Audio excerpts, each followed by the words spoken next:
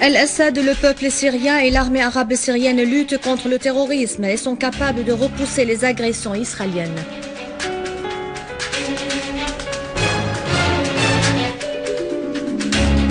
Moscou et Washington annoncent la tenue d'une conférence fin mai pour la mise en œuvre de l'entente de Genève avec des parties concernées. Vote en majorité au Parlement jordanien pour le renvoi pour l'expulsion de l'ambassadeur israélien et le rappel de l'ambassadeur jordanien de Tel Aviv.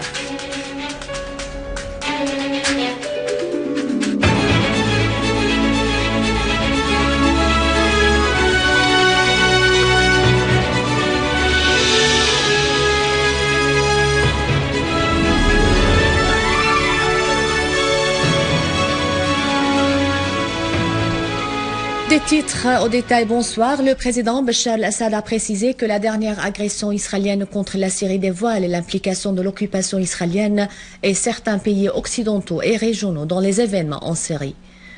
En recevant hier le ministre iranien des Affaires étrangères Ali Akbar Salehi et la délégation qui l'accompagne, le président al-Assad a affirmé que le peuple et l'armée en Syrie qui ont accompli des progrès dans leur lutte contre les groupes takfiristes sont capables de faire face aux tentatives israéliennes et ces agressions qui font partie du terrorisme qui frappe la Syrie quotidiennement.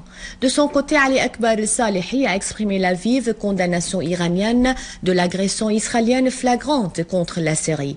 Il a affirmé que l'Iran se tient fermement aux côtés de la Syrie face aux tentatives israéliennes de déstabilisation de la région du Proche-Orient et d'affaiblir les pays qui soutiennent la résistance, ajoutant qu'il est temps de dissuader l'occupation israélienne de commettre de telles agressions contre les peuples du Proche-Orient.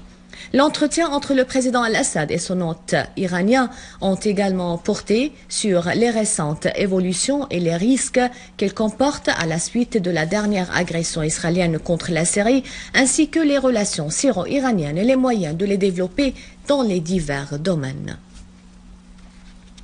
Les deux ministres russes et américains des Affaires étrangères, respectivement Sergei Lavrov et John Kerry, ont affirmé la nécessité de la mise en œuvre de l'accord de Genève ou de l'entente de Genève pour régler la crise en Syrie. Ils ont appelé à une conférence internationale à la fin de ce mois en présence des représentants du gouvernement syrien et de l'opposition, ainsi que des pays concernés dans ce dossier.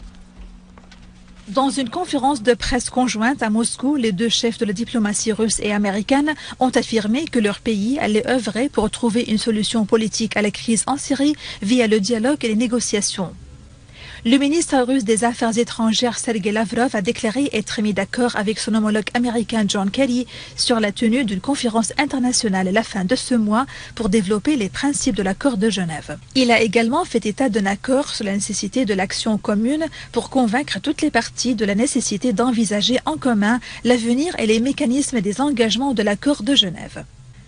Lavrov a mis l'accent sur l'intégrité et l'unité de la Syrie tout en exprimant l'inquiétude de la Russie et des États-Unis d'un usage éventuel des armes chimiques en Syrie qui est, précise-t-il, une question compliquée et délicate. Il faut y avoir des preuves irréfutables sur cette question, loin des rumeurs et des allégations, a souligné Lavrov. De son côté, Kerry a fait noter que la déclaration de Genève constituait un trajet important pour arrêter l'effusion du sang et mettre fin à la crise en Syrie. Kerry a affirmé l'engagement des États-Unis et de la Russie à un règlement basé sur les négociations pour résoudre la crise. Les deux chefs de la diplomatie ont qualifié de réussie et de constructive leur rencontre, soulignant la nécessité que les relations américano-russes soient fondées sur le rôle de ces relations dans les affaires internationales. Et l'envoyé onusien pour la Syrie, Lakhdar Ibrahimi, a estimé que l'entente russo-américaine sur la recherche d'une solution politique à la crise en Syrie est un premier pas d'une très grande importance. Dans un communiqué publié par son office de presse aux Nations Unies, l'Ibrahimi a précisé que les premières déclarations faites à Moscou par les deux chefs de la diplomatie américaine et russe constituent un pas de l'avant, ajoutant que les nouvelles en ce qui concerne la crise en Syrie sont encourageantes. Mais l'Ibrahimi a souligné cependant que toutes les données actuelles poussent À croire que l'entente russo-américaine qui a eu lieu hier à Moscou remportera le soutien des autres États membres du Conseil de sécurité, affirmant qu'il est très important aussi de voir la région du Proche-Orient se mobiliser également pour soutenir ce processus. Le ministre canadien des Affaires étrangères, John Baird, a affirmé que son pays soutient une solution politique à la crise en Syrie. Baird a ajouté que son pays estime qu'il n'existe qu'une seule issue à la crise en Syrie, celle de la solution politique. Le chef de la diplomatie canadienne a reconnu la présence d'extrémistes et de djihadistes venus de par le monde pour combattre aux côtés de l'opposition armée en Syrie. Et le bureau de coordination du mouvement du non-alignement à l'ONU a vivement condamné l'agression israélienne contre plusieurs sites en Syrie dimanche dernier. Dans un communiqué, le bureau de coordination a considéré cet acte comme une violation flagrante de la loi internationale et des principes de l'ONU, vu qu'il viole la souveraineté de la Syrie. Le bureau onusien a appelé le Conseil de sécurité à assumer ses responsabilités et à condamner clairement cette agression en prenant les mesures nécessaires pour empêcher la reproduction de tels actes qui, souligne le bureau, pourraient mener à une guerre régionale d'envergure.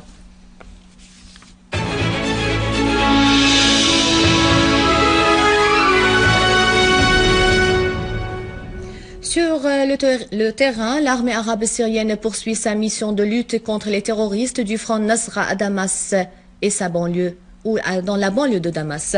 Au cours d'une opération spécifique, une unité de l'armée arabe syrienne a éliminé un sniper en plus d'un tireur de roquettes RPG et blessé d'autres terroristes près des logements militaires dans la ville de Adra.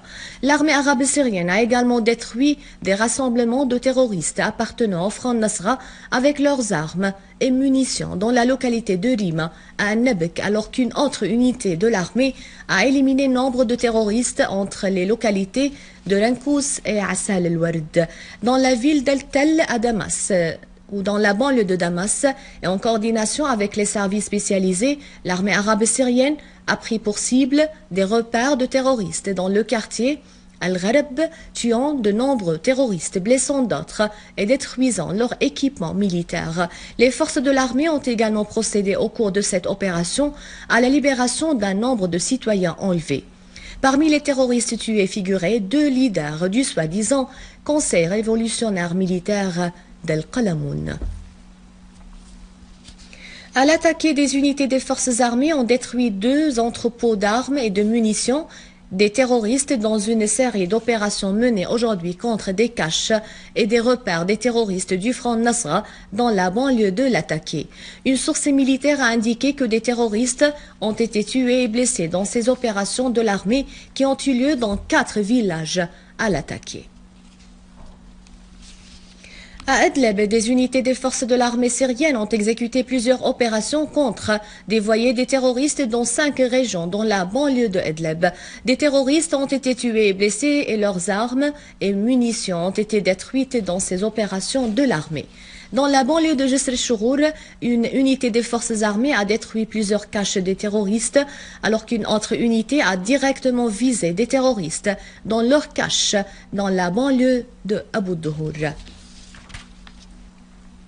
À Amman, le Parlement jordanien approuve le gel de ses relations diplomatiques avec les Israéliens. Le Parlement jordanien a voté avec une large majorité une décision pour l'expulsion de l'ambassadeur israélien de la capitale jordanienne, Amman, et le rappel de l'ambassadeur de la Jordanie de l'entité sioniste. Dans les territoires palestiniens occupés, les forces israéliennes ont arrêté Mohamed Hussein, mufti de Jérusalem occupée Al-Quds et de la Palestine, ainsi que Mustafa Abu Zahra, directeur du comité palestinien des cimetières islamiques d'Al-Quds. Le président de l'autorité palestinienne Mahmoud Abbas a demandé aux Israéliens de libérer immédiatement le mufti de Jérusalem et son compagnon. De son côté, Adnan al-Husseini, ministre palestinien des Affaires d'Al-Quds, a précisé que cette arrestation constitue une grave escalade d'agression contre la grande mosquée Al-Aqsa qui a été la cible de multiples actes de provocation israélienne au cours des derniers jours. Al-Husseini a ajouté que l'occupant israélien veut prouver qu'il est capable de faire taire toutes les voix qui défendent les lieux saints de l'islam à Jérusalem occupée. Un rappel des titres. Le président al-Assad, le peuple syrien et l'armée arabe syrienne luttent contre le terrorisme et sont capables de repousser les agressions israéliennes. Moscou et Washington annoncent la tenue d'une conférence fin mai pour la mise en œuvre de l'entente de Genève avec les parties concernées. Vote en majorité au Parlement jordanien pour l'expulsion de l'ambassadeur israélien de Amman et le rappel de l'ambassadeur jordanien de Tel Aviv. C'est la fin du journal. Merci de votre fidélité. À rappeler, veuillez visiter le site internet syriaonline.sy pour revoir ce journal et davantage d'informations. Merci de votre fidélité. Bon après-midi et vive la Syrie.